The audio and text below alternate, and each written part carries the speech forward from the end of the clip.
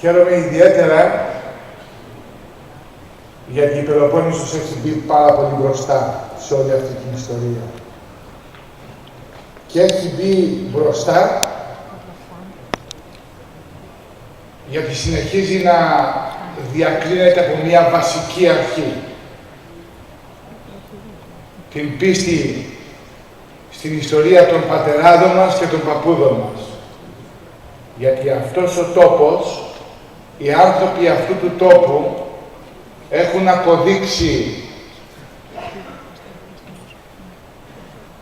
και έχουν δώσει δείγματα του άδολου πατριωτισμού που τους διακρίνει.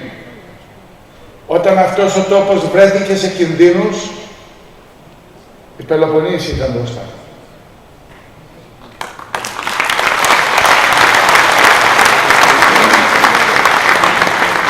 Και όπως είπα,